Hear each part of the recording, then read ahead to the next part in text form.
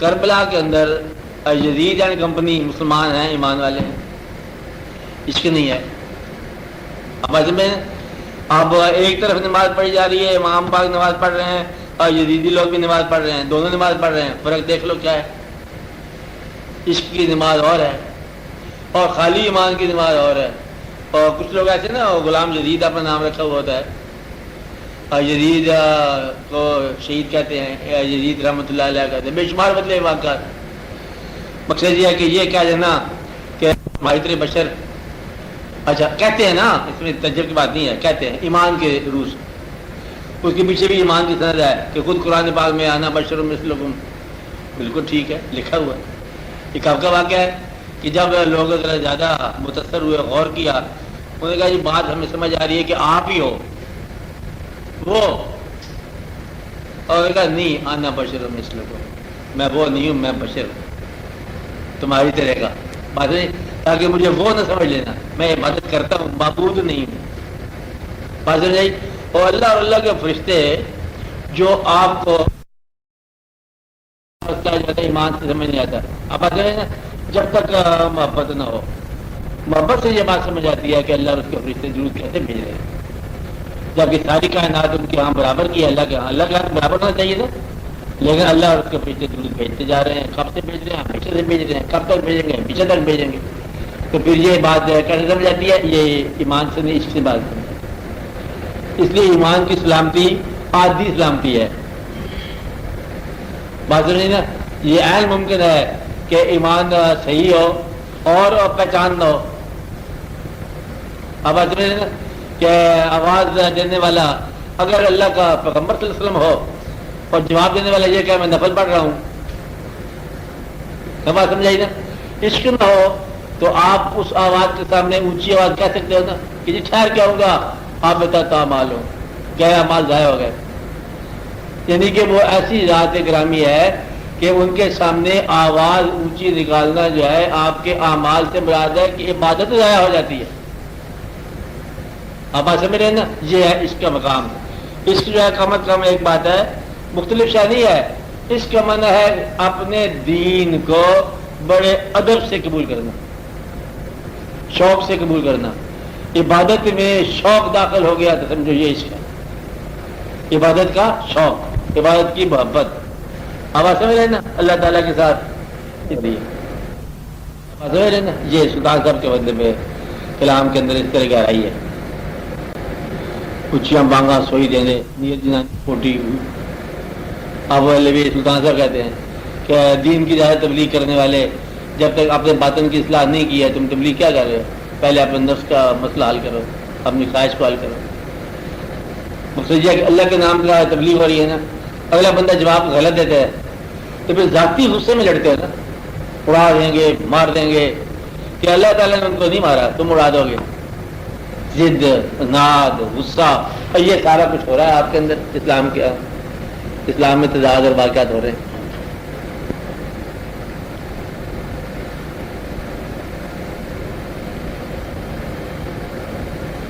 اس کا یہ سوال ہے. یہ سوال اکثر لوگ کرتے ہیں. ہم نے تو ادب میں آپس میں ایک دوسرے کو سوال کیا نا، لوگ اللہ سے کرتے ہیں کہ دین اسلام آپ کا، ان دین عند اللہ الاسلام، اور آپ ہی قادر ہو اور مالک کائنات ہو. کیا وجہ ہے کہ آپ کی دنیا کے اندر زیادہ تعداد لوگوں کی اسلام میں داخل نہیں ہوئی، جبکہ یہ دین سچا بھی ہے اور قدرت بھی آپ کے پاس ہے؟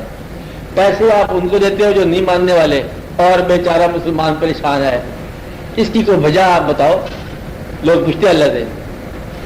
بس یہ اللہ کریم نے جو اس کی وجہ یہ بتائی ہے کہ آپ اس کے درمیان اس بات میں آپ پریشان نہ ہوں کہ کون سی بات کثرت میں ہے، کون سی بات قلت میں ہے. اسی طرح جو ہے وہ باطن سب لوگوں پر آشکار ہے کہ نہیں ہے، اس کی پریشانی کی بات نہیں ہے. مقصد یہ ہے کہ اہل اللہ اور اہل ظاہر میں فرق بھی نہیں ہے بیان کے طور پر. یہ دونوں کوئی الگ طبقے نہیں ہیں کہ اللہ کریم نے مطلب مہربانی کی ہوئی ہے. اہل ظاہر بھی اگر اصلاح نفس ہو جائے تو وہ سارے اہل باطن ہی ہیں. اب بات نا فرق اس لیے محسوس ہوا کہ کچھ عرصہ سے اہل باطن کے نام پر کچھ ایسے لوگ شامل ہو گئے جو ظاہر سے بالکل عاری تھے، اس لیے پھر یہ رشتہ ان کا رک گیا، یعنی کہ نظام میں ظاہری کے بالکل قائل ہی نہیں رہے تھے. تو وہ پھر کچھ ہندو تہذیب مل گئی، کچھ اور تہذیبیں مل گئی اس وجہ سے. ورنہ یہ تھا اہل باطن اور اہل ظاہر، جہاں بزرگوں کا نام آتا ہے سارے اہل ظاہر تھے اور سارے اہل باطن تھے. کسی بزرگ کا نام لو، اچھی جو منصب والا ہے مسجد اس کے پاس ہوگی ضرور. سارے بزرگوں، داتا صاحب لے لو، خواجہ صاحب لے لو، بابا صاحب رحمۃ اللہ علیہ سب کو لے لو، وہ سارے کے سارے جو ہے نا اپنا عبادت کے نظام کو چلا رہے تھے اور پھر لوگوں کے تعلیم قلوب بھی کرتے تھے. یہ بائیفرکیشن جو ہو گئی، کچھ عرصہ تھے کچھ خانقاہیں ایسی ہیں جہاں وہ ظاہری عبادت ہی نہیں ہو رہی، اس لیے یہ فرق پڑ گیا.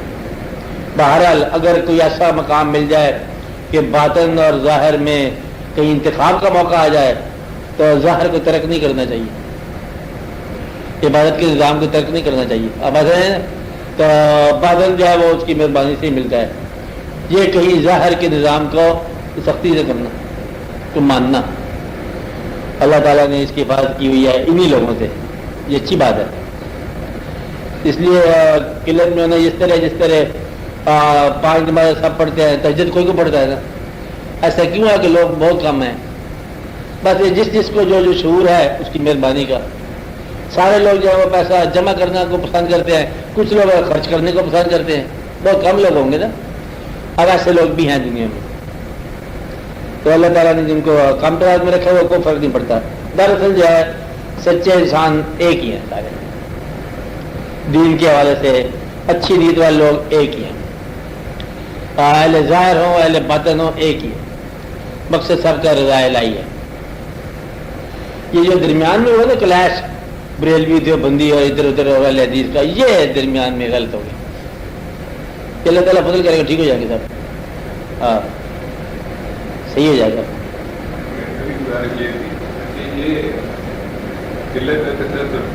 ہاں یہ میں بتا رہا تھا کہ یہ بزرگان اور یہ ایک آج مسلک کے ذریعے سے تلقین دین کا، ان میں اخلاص نسبتاً زیادہ دوسرے جو علماء کرام ہیں ان کے کیا ان کا مسلک یہ بھی شامل ہے ان کے مسلک میں ان کی قلیل تعداد رکھنی ہے، ان کی جو وابستگان ہے.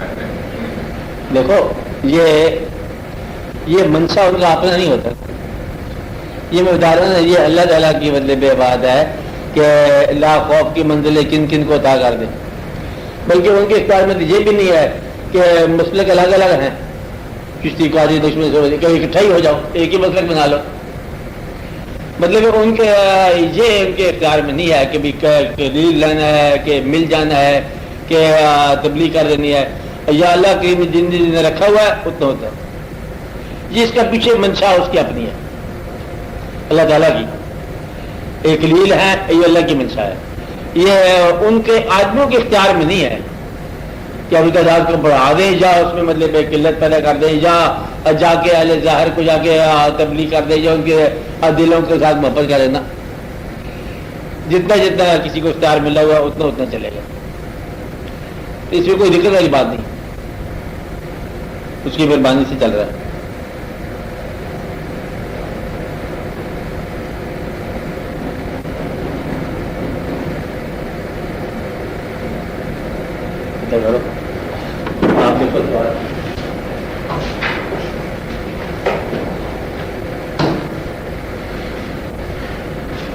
بولے چکائی صاحب آپ بولے سی صاحب بولو نا.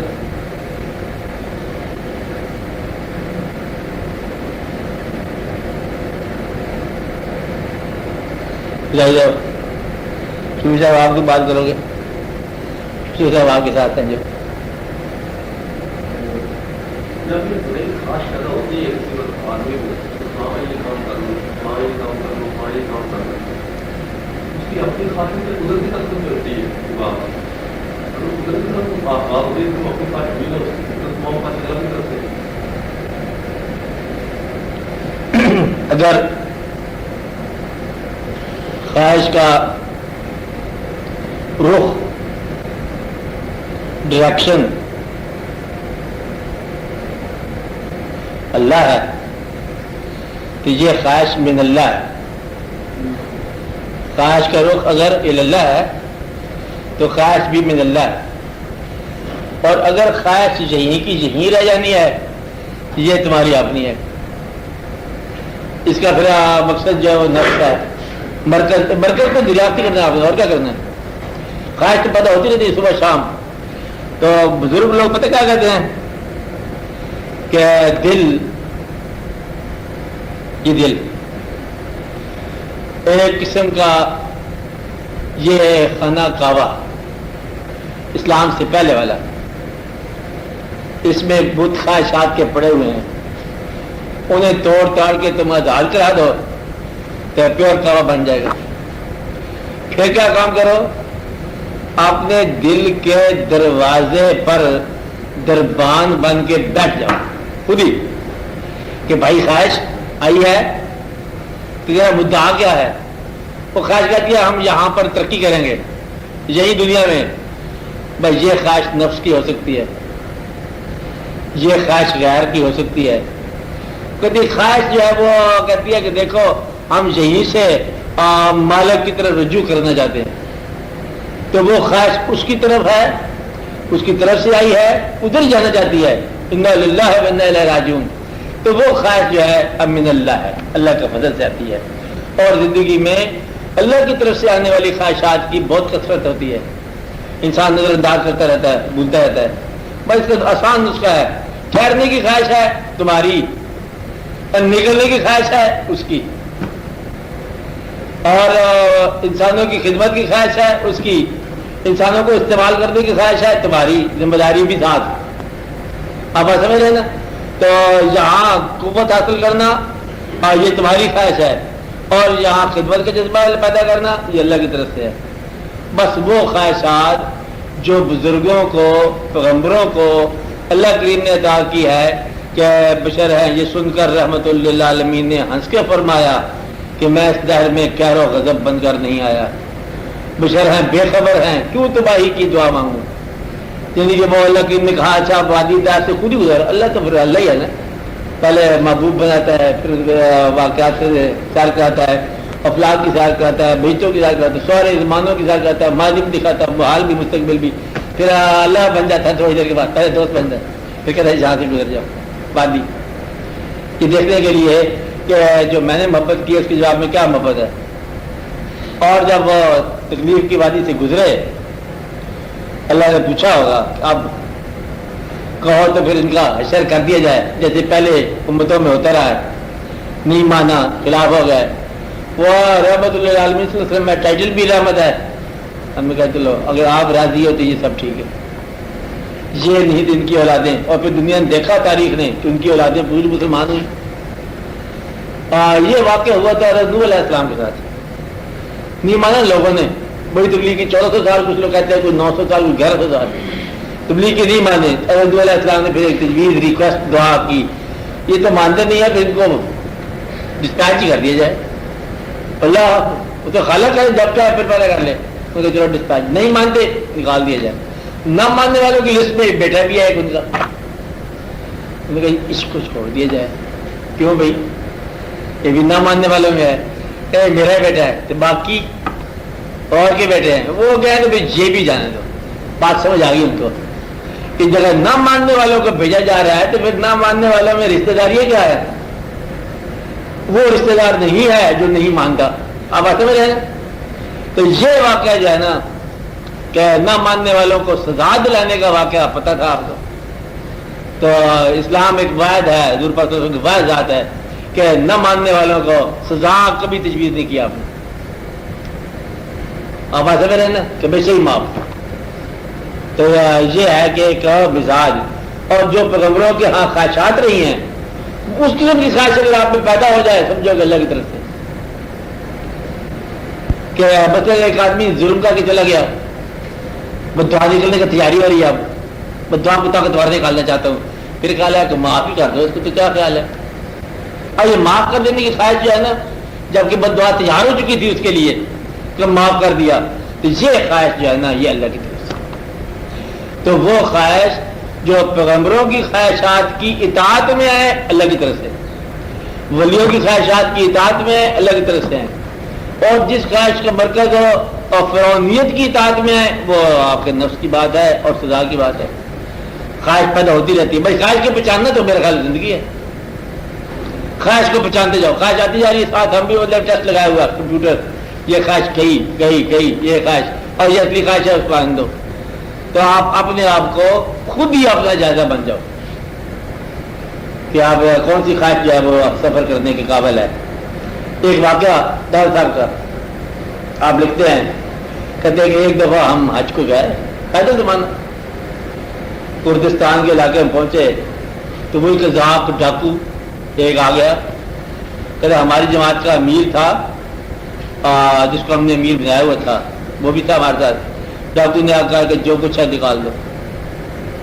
سب نے نکال دیے پیسے، جو کچھ اشرفیت تھی باندھی بوندی چھپی چھپائی، اور اس نے کچھ رکھ لی ہمارے امیر نے. ڈاکو نے کہا تلاشی لو، تلاشی لی گئی امیر کی، اس میں سے کچھ نکلی اشرفیاں چھپی ہوئی. ڈاکو کے سردار نے کہا اسے قتل کر دو. ایسا کہتے پھر میں نے کہا، میں نے مداخلت کی کہ دیکھو ہمارا امیر ہے، امیر ہی قتل ہو گیا تو بات کیا رہ گئی. تو وہ کہتے کہ یہ کیسا امیر ہے؟ ڈاکو کے سردار کہتا ہے کہ سچوں کا جھوٹا امیر کس طرح ہے. اور بولے کہتا ہم تو جس ڈیوٹی پہ آئے ہوئے ہیں کہ لوگوں کو متوکل بنا کے بھیجیں، یہ آدمی کو نکال دو، ہم کو سزا دینے نہیں آئے، کوئی ڈاکو تو نہیں ہے، اس کو نکالو. یہ گئی بات ہو گئی، آیا گیا چلا گیا، بات نہیں نا. تو بس اتنی سی بات ہے کہ آپ اس خواہش کو نکال دو جو ڈاکو والی خواہش ہے، چھپا کے خزانہ گننا، و جمع معلوم و ددا، تنہائی میں بیٹھ کے 9-10 روپے، اس خواہش کو نکال دو. تنہائی میں اس کے خلاف تیر تلوار ڈاکو، اس کا سزا آپ سمجھ رہے ہیں نا. چھوٹی سی بد دعا، بد دعا پتہ کیا ہوتی ہے؟ ہلکی بد دعا، دل میں خواہش کرے میرا خیال ہے اس کا ایکسیڈنٹ ہو جانا چاہیے. یہ بات سمجھائی؟ وہ دل میں کرتے ہیں نا کہ دیکھو اس نے بڑا ظلم کیا، میرا خیال ہے اس کا مشکل ہی ہے زندگی گزرانی، یعنی کہ اس کے لیے کسی برائی کا انتظار کرنا یہ ایک بد دعا ہے. اب اس کے لیے جو ہے نا ہمیشہ کے لیے کہو یا اللہ اگر میں کسی کے لیے برائی چاہوں تو میں اپنے لیے چاہوں، کر لو بات ابھی بھی دل سے. دل یہ دعا مانگتے ہیں نہیں مانگتے، دوسرا کہتا ہے آج نہ مانگو، اگلی بار تیار ہو جائیں گے. ٹھیک ہے نا کہ اگر میں کسی کے لیے برائی چاہوں تو میں اپنے لیے چاہوں. اب تبھی ہے نا جب اچھائی چاہو گے تو اپنے لیے اچھائی بنے گی، جب برائی چاہو گے تو یہ تمہارے لیے اپنے لیے. ایک تو اتنی بات کرنی چاہیے میرے خیال اعلان میں، یا اللہ اگر آج کے بعد میں کسی کے لیے برائی چاہوں تو پھر میں اپنے لیے برائی چاہوں. یہ تو وہ خواہش جو کسی کے لیے برائی ہے کیا تمنا کرتی ہے، یہ خواہش کیا ہے؟ آپ کی اپنی جانب سے. وہ خواہش جو جمع اور گننے کی خواہش ہے یہ آپ کی طرف سے. وہ خواہش جو ٹھہرنے اور طاقتور ہونے کی خواہش ہے تمہاری طرف سے. وہ خواہش جو فرعونی خواہش ہے یہ تمہاری طرف سے. اور وہ خواہش جو اللہ کی طرف سے ہے وہ اللہ ہی کی طرف لے جائے گی، اور لے گئی بوئے علی سوئے علی، وہ جدھر سے آئی تھی ادھر لے گئی. بس یہ بات ہے کہ ادھر سے جو کچھ آئے گا وہ ادھر ہی لے جائے گا، ادھر سے آنے والی چیز ادھر نہیں رہنے دے گی آپ کو. بس آپ یہ دیکھو کہ خواہش کا مطلب ہے دعوت لے جانے والی. جدھر کی دعوت آئے گی ادھر رخ آپ کا آٹومیٹک ہو جائے گا. تو خواہش کے بعد اپنا رخ دریافت کر لیا کرو، پھر پہچان لیا کرو کہ یہ خواہش کدھر چاہیے. بس خواہش کا علاج ہوگی. خواہشات کا تو سلیکشن کرنا ہے آپ نے، اور کیا کرنا ہے. لمبی چوڑی عبادت کے مقام نہیں ہے یہاں دنیا میں، تو کتنی بات کرو گے جی. آپ اندازہ لگا لو 60 سال میں نے پہلے گن کے بتایا آپ کو، 60 سال کی زندگی، 8 گھنٹے روز سوتے ہو، 20 سال تو نیند کی نظر ہو گئے، انا للہ و انا الیہ راجعون. اور پہلے بچپن کے سال جہالت کی نظر ہو گئے، بڑھاپا بیماری اور پرانی یادوں کی نظر ہو گئے. آپ اندازہ لگا لو کچھ سال بیچ دیتے ہیں، 8 گھنٹے روز بیچتے ہیں رزق کمانے کے لیے، دکان سامان دفتر صاحب کتنا بک گئے. کپڑے بدلنے میں آپ کے 3 سال لگتے ہیں جو 1000 گھنٹوں میں. کھانا کھانے کے 4 سال تو یہی لگ جاتے ہیں.